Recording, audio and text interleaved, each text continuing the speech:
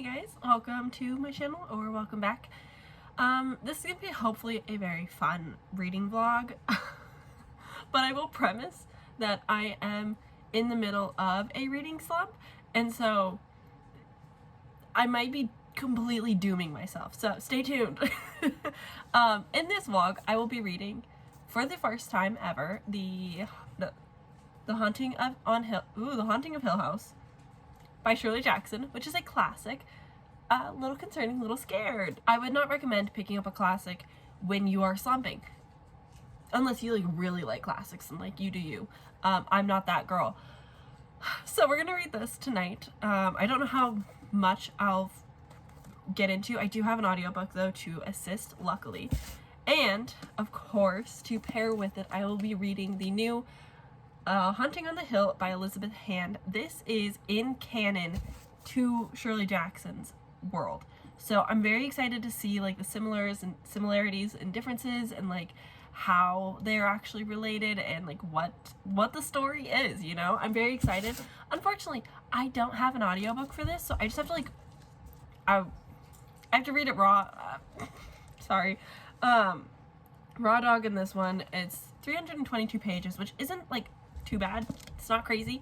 But we'll see how it goes. I'm going to start this as soon as I finish. The second I finish this, I can jump into this, and hopefully I can get this up in time. This is gonna go up on Hallows Eve, the day before Halloween. So happy Halloween if you're watching this on time or a little bit late. Time zones, all that fun stuff. You get the drill. Yeah, I'm very excited. We'll see how this goes. I'm a little bit nervous because classics, I don't know how spooky they'll get. We'll just have to wait and see, but stay tuned. Stay tuned to hear all of my thoughts. Let's force me to read. Hello. Oh my god. I have read in its entirety the one and only Shirley Jackson's The Haunting of Hill House. Wow. Not what I was expecting. I don't know what I was expecting. But it wasn't this. I knew going into this the premise of there being this doctor researcher guy who was I want to examine the mind of people when they come to this haunted house, not knowing that it's going to be haunted, and just seeing how that how the house impacts them and how they impact the house and the environment and all that. So I kind of had a clue that that was going to happen, but the way that it happened was so different than what I was expecting and what I was envisioning going into this.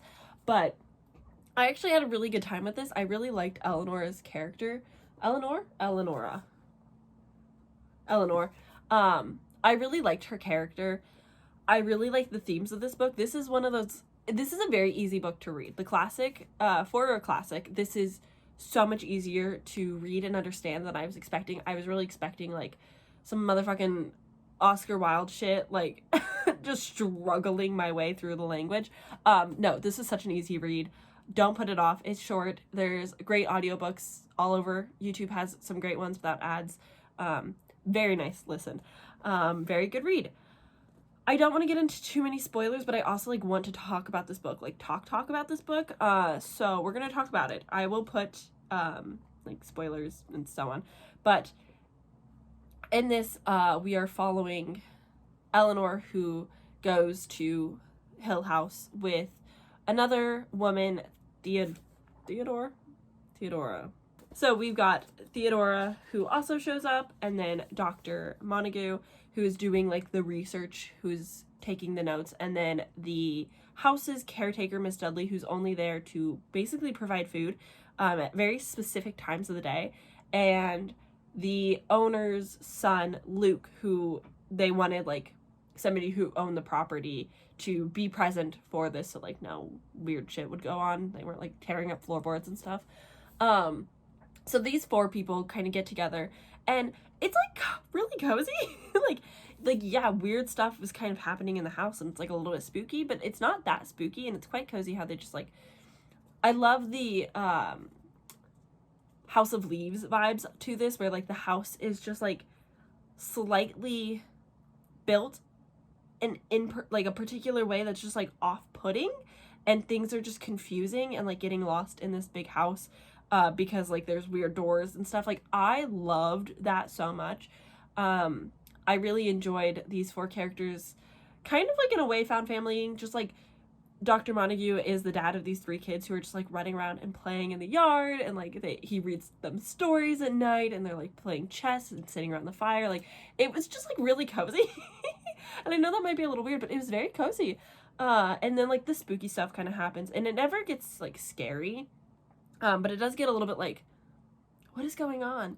And now is when I'm going to talk some spoilers. So the themes around this book seem very centered around like the traditional family and how people fit into that mold, and Eleanor and Theodora very obviously not fitting into that mold at all, and even Luke. I'm not like, no confirmation, and a lot of this is just like theories, but the theme of traditional families and fitting into the mold, but being an outcast from it. So Eleanor Eleanor lives with her sister's husband, and then like, their kids, and she lives on a cot in the basement after the passing of her mother, who she is still dealing with like that trauma and the blame of her death, because she was her primary caretaker and died on her watch, and so she feels guilty for that and is dealing with that. And obviously queer. This is so queer, and I loved it. So you've got Eleanor, who's not explicitly saying any of this, but does not fit into a family. Oh, the boys are home. And she wants to go home with Theodora because they've created this bond, and like they get each other, and Theodora is just like very openly and accepting of herself and who she is, and basically is like, sorry, Eleanor, I don't want you to live with me. I don't want anything outside of this house. Like, this house is a vacation. This is not reality. And so I'm under the firm belief that Eleanor is the haunting of Hill House. Like, she, through all of this like trauma and grief and just like constantly being rejected, is having some type of ability, paranormal something within this spooky house, haunted house, that has a lot of like energy going on, and she gets like telekinesis basically, maybe, and like she is the one who gets the abilities to have like these powers, and she's the one, like, in her brain she's thinking that she's crazy, but it's actually manifesting in this house. And this ends very sad, and I just really like that theme and like the idea and the concept of that. So I gave this a 4 stars. It was easy to read, it was enjoyable. It never felt like super daunting. It was a little bit slow. It's not constant crazy plot, but I did overall enjoy reading this, and I had a good time, which makes me excited to see how Elizabeth Hand will take this story and like make it her own in this universe. Like, what characters are we gonna see? Like, I have so many questions. I've not even read the synopsis for A Haunting on the Hill, so I'm intrigued. I'm excited. I don't know if it's going to be openly queer. I don't know if it's going to address the same themes, if it's going to be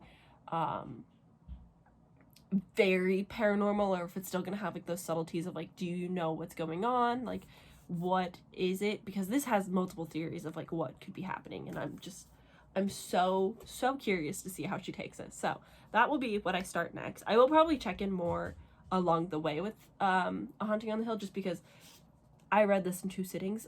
It's very quick. It's 235 pages. Like, it was a very fast read. So I didn't feel the need to check in halfway because I didn't have any thoughts halfway in. But by the end, I was like, ooh, theorizing. I am using my brain and thinking. And that's great. Books don't usually make me think, if we're being so honest. So yeah, that's where we're at.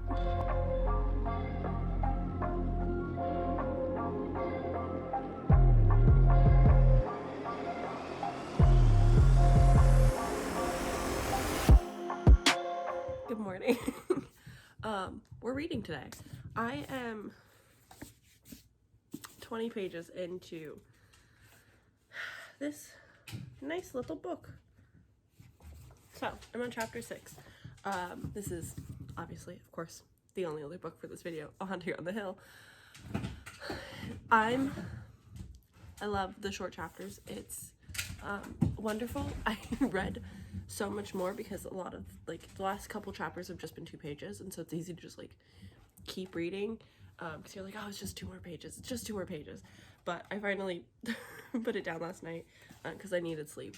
But I did get 20 pages in, and so far we basically have just established that we are following Hall, I'm assuming for like Holly or something, and her girlfriend, openly queer. We love to see it.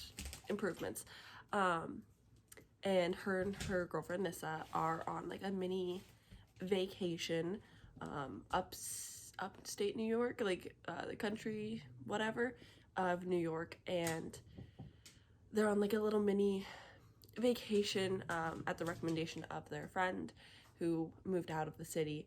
And Hall is going on an absence from her teaching job for the fall because she's going to work on a play, and she is an early riser. She's got insomnia, doesn't sleep super well, so she has left Nissa sleeping at their rental, and it was driving around, you know, perusing what's around, and comes across, I want to say it's Hillsdale, yeah, Hillsdale, which is the same city that is in Haunting on the Hill, no, The Haunting of Hill House. And so Hall is now just like driving around and is seeing like this warned, not great city, or I guess town, village, whatever you want to call it.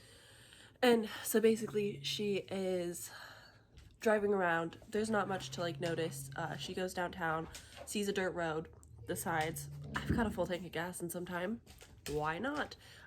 So then she drives down this dirt road, presumably to Hill House. Hey, don't yell at me. Presumably to Hill House. So we're about to see the house. Two weird things have already happened, and I've actually bought the audiobook on Audible because the library is too long of a wait.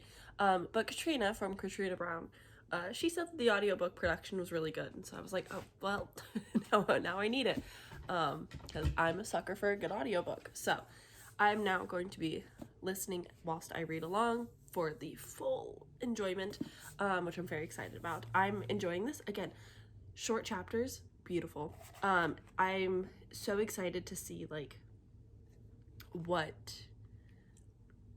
the similarities to A Haunting on the Hill. I'm excited to see like the Easter eggs. This is, again, in canon, has been authorized to be set in the exact same world of A Haunting of the Hill House, and I just think it's like so cool. I'm so excited. So I'm gonna stop talking about it so I can actually like read, but I do want you to know that there are hares, and there's just something about hares that is so spooky. And the first scene with the hare was so abnormal, and I love how the main character was like, that was a trick of my brain, there's just the shadows, moving on. Like, I love that this is going to have like very abnormal, spooky things happening, and she's just gonna be like, no, this is real life, and like that's not real, so like I'm not even gonna stress. Like, I'm so excited for that. I'm excited to see how the hares interact more with this world, because I really liked T. Kingfisher's What Moves the Dead and the hares in that story. So I'm just, overall, everything is turning to be a good experience. So I'm gonna read for the next 26 minutes and 45 seconds, and I'm hanging out in Katrina's Hallow weekend reading sprints, and then I'll check in probably about the halfway mark. Sounds good?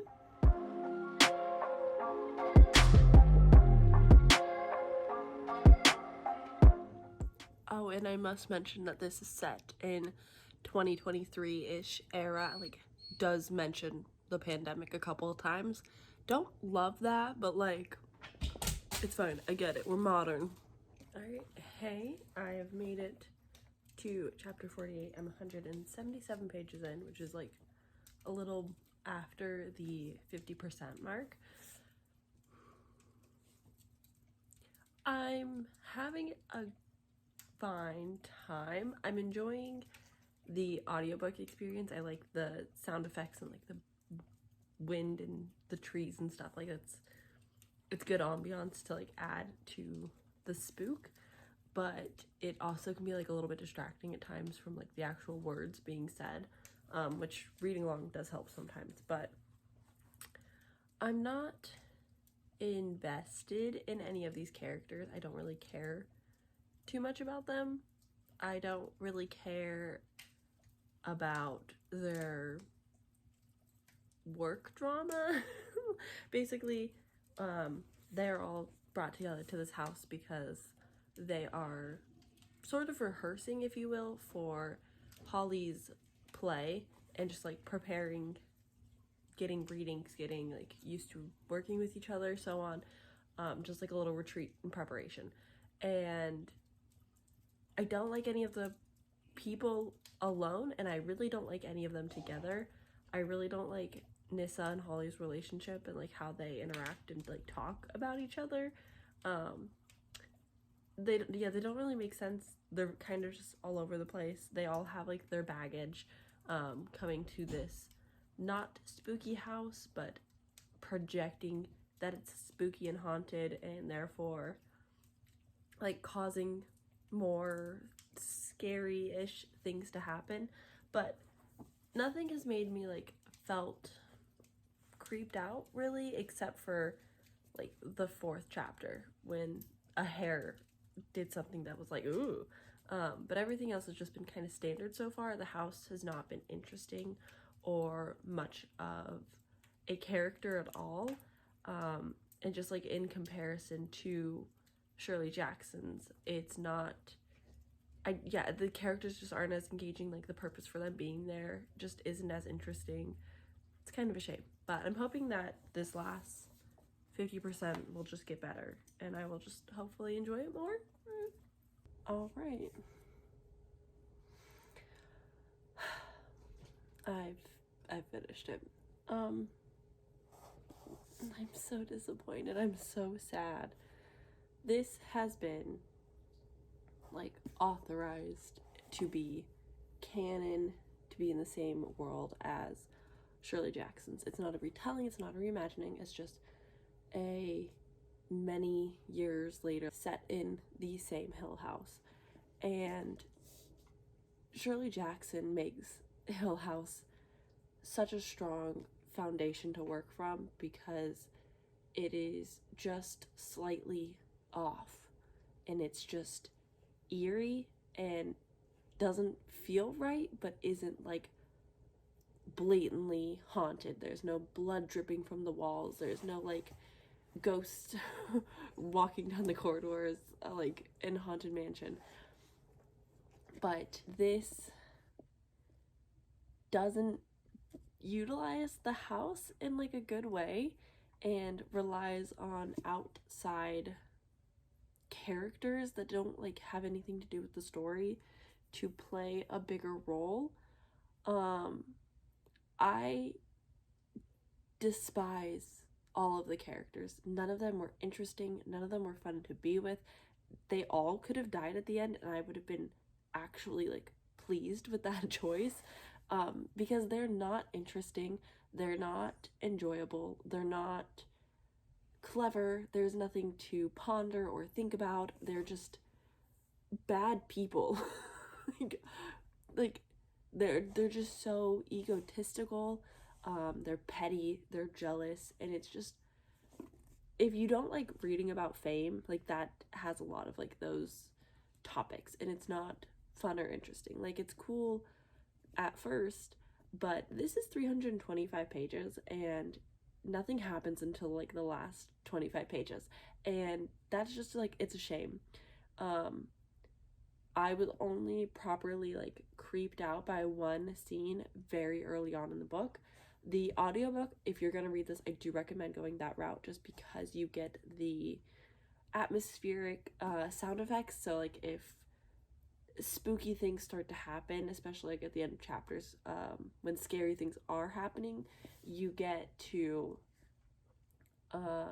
like hear like the doors or the heartbeats, and I think that like helps with the atmosphere. But I can't rely on sound effects to make me feel a certain way, because I wasn't connected to the characters. Anything that happened just wasn't very interesting, and unfortunately the direction the story goes doesn't make a lot of sense, and not in like the fun way of like, I can theorize with Shirley Jackson's. I can theorize different meanings that I can take away from the book. Like there's 3 different like general meanings that people often like conversate on, debate on. Whereas with this, like it leans into the supernatural, but it doesn't make sense. And I just like I just was left dissatisfied and a little bit confused. I was pretty bored. It wasn't so bad that like it was a slog to get through, but at the same time I wasn't like excited to be reading this. I wasn't like super interested in everything. It's just like a really big letdown. I think that with this having the backing of being in canon, I put a lot of expectations on it, I think, and it was just a big letdown from what I was hoping this would be. And so it was just a bit of a shame. So this is like a 2.5 rated, 2 stars on Goodreads. It was so disappointing. I'm pretty bummed about this. I was hoping for like a really great ending, a really great reading vlog. I really thought, since this was like such a highly anticipated read for me, and especially because I just read The Haunting of Hill House, that like I was just so excited, and it's just such a letdown. I'm so sad about it, but that's the reading vlog. That's how it be sometimes. I have been in a reading slump, and so every time I rate a book low, which has been happening a lot this month, I think it's me. Like, I think that I've been the problem. And most of the books that I've been reading, there are people who agree with me. They're like, no, like, it's not you. It's actually the books you're reading. And that's making me feel so much better. So hopefully the next book or 2 that I pick up will actually be good. Because I would like that. Thank goodness for Shirley Jackson. I can't wait to read more of her works. This is one thing that I've learned. Approachable classic with good English that I can actually comprehend, and a good frickin' story that makes me theorize and think, and that's what I wanted. It's wonderful. Okay. Well, that's it for this video. Thank you for watching and hanging out with me. I hope you enjoyed. I hope that you don't get completely put off by The Haunting on the Hill by Elizabeth Hand, because I've seen a lot of people rate it. It's mostly got 4-star ratings on Goodreads, so like don't judge it solely based off my review, because people are enjoying it. I just unfortunately was not one of them. I wanted to be scared more, but all right, bye.